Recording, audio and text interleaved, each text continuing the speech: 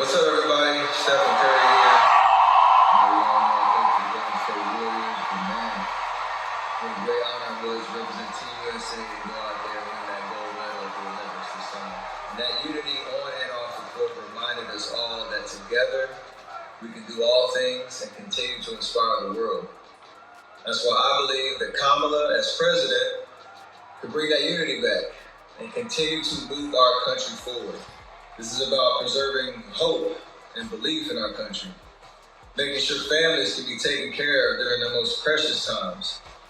I got to visit Kamala with my team in the White House last year. I can tell you one thing, I knew then and I definitely know now. The Oval Office suits her well. So in the words of Michelle Obama, do something. Go vote. Be active. Let's show out in November like never before. I just told you a little while ago, these leaders that they call leaders, this included Lena Horne, this included Dick Gregory, and this included comedians, comics, trumpet players, baseball players. Show me in the white community where a comedian is a white leader. Show me in the white community where a singer is a white leader, or a dancer or a trumpet player is a white leader.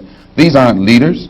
These are puppets and clowns that have been set up over the white community and over the black community by the white community and have been made celebrities and usually say exactly what they know that the white man wants to hear. You know, gone are the days of Jim Brown, Kareem Abdul-Jabbar, Muhammad Ali, Bill Russell. You know, the athletes that represent the black community correctly.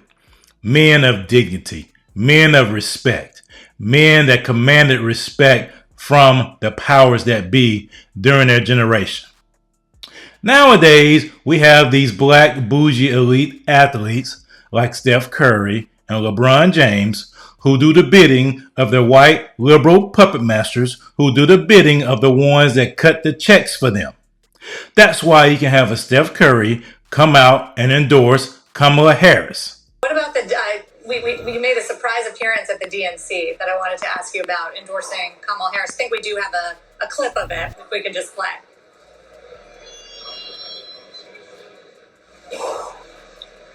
What's up, everybody? Steph Curry here. We all know I played for the Golden State Warriors, but man, what a great honor it was to represent Team USA and go out there and win that gold medal at the Olympics this summer. And that unity on and off the court reminded us all that together we can do all things and continue to inspire the world. That's why I believe that Kamala, as president, could bring that unity back and continue to move our country forward.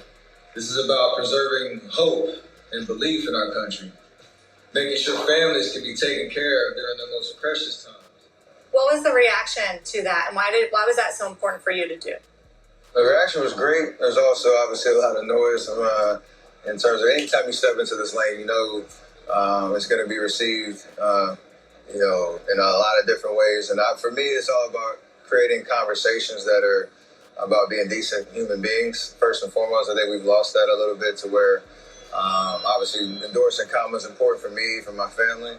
Why? What are the issues you care about most? Say what? What are the issues you care about? I just know from, especially women's rights and thinking about, what's at stake with this election, and understanding, like, we need to be in a position where women have the right to choose what's right for them. Because when you are a shill for the Democratic Party, when you don't stand for true biblical values, despite you calling yourself a Christian, when you don't stand for true biblical values, then you are a tool of the enemy. You are a tool of the state.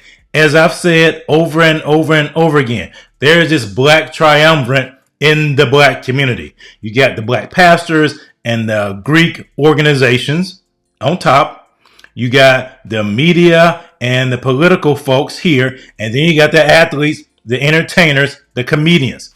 They all work together to keep black people agitated and victims because it behooves them, it benefits them to keep black people at that level so they can continue to vote for the Democratic Party. So in every socialistic, communistic society, you have the elites and then you have the common folk. Everybody else that's not included in the elites are considered common folk. It is so funny. Kamala Harris is trotting out all of these celebrities at all of her events. She has an event tomorrow here in Charlotte, and she's enlisting Kerry Washington and Bon Jovi and people like that. That helps you understand the mentality of a socialist, of a communist, of a Marxist. They think they can trot out some person that entertains you to persuade you, to influence you to vote. And unfortunately, too many people are led by what these celebrities say and make their decisions based upon these celebrities, because they know a lot of people are just sheep. A lot of people don't think for themselves. A lot of people just go with the flow. They don't want to buck the trend. That's what these communists and Marxists and socialists bank on. They bank on herd mentality. They bank on people just going with the flow, not wanting to stand up and voice their opinion. And so therefore, a lot of people will see this post by LeBron James and see his endorsement of Kamala Harris, and they will fall in line accordingly, especially in the black community. It's very, very sad and disturbing. All right, heck yeah, it's cool. Black guy. That's one of my buddies. We had fun. We carved watermelons together. It was awesome. No, I'm not a racist. They're taking black jobs now. The whole country's going to be like, it'll be like Detroit. A lot of it's about the genes, isn't it? Don't you believe? They're poisoning the blood of our country. Troublemaker. These are troublemakers. Look. I love the old days, you know? Do you know what they used to do to guys like that when they were in a place like this? They'd be carried out on a stretcher, folks. Like to punch him in the face, I'll tell you. Now, if you had one really violent day, like one rough hour, and I mean real rough, the word will get out and it will end immediately. But we're going to indemnify police officers and law enforcement from being destroyed by the radical left. You're changing history, you're changing culture. Of course I hate these people. And let's all hate these people, because maybe hate is what we need. This is probably the most ignorant post I've ever seen. This dude is conflating so many different topics in this particular video. He's equating the struggle for civil rights to these illegal immigrants coming over here. Seriously? Don't you know, man, they're coming over here to replace black people? Oh, you do know that, don't you? You think that they're coming over here to replace the common folk, but it won't affect you. Please, man, you're just a useful idiot that these people are dispatching because they're struggling. They need to get black people to vote. They're using you, LeBron James, because they're struggling to get black men to vote, because they know black men are not voting. They know the black community is not voting. So they're dispatching you. They're dispatching all these so-called black elites to get black people in line, to keep black people down. This is what he said. What are we even talking about here? Boy. See, they know that these athletes are not the most intelligent bunch. And so they utilize their platform, they utilize their sphere of influence, if you will, to convince other people who think like sheep, who follow the herd mentality, to do what they do. What are we even talking about here? When I think about my kids and my family and how they will grow up, the choice is clear to me. Vote Kamala Harris. And then you got Barack Obama.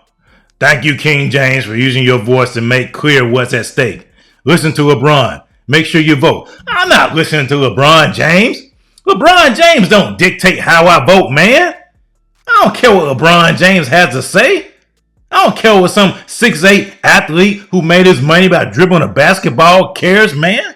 But see, that's what they think. They think that you are so gullible. They think that you are so illiterate that you're just going to bend the knee at what these folks tell you to do.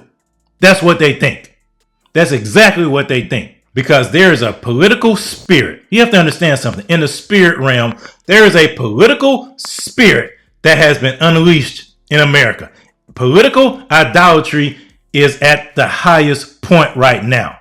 Because so many people would rather vote for a party that wants to mutilate children, that wants to unalive your future, that wants to prevent you. This is the same party that told you to take a shot, and that shot is leading to sterilization. That shot is causing people to be sterile because the whole plan is population control. The whole plan is to stop the procreation of the human race. It is demonic. That's the spiritual activity behind all of this stuff. That's why Kamala Harris is pushing abortion. That's why the Democratic Party is pushing the mutilation of children. So those children will not have the ability to reproduce. Why do you think they want little boys to mutilate themselves? They don't want the boys to reproduce. And too many of us as Christians have this film over our eyes, and we are so blinded to what is really going on. And they trot out these Black Bougie Elite folks to get you to follow in line, to get you to remain in the victim mindset. Well, I'm here to tell you, we're not victims. We are empowered for greatness.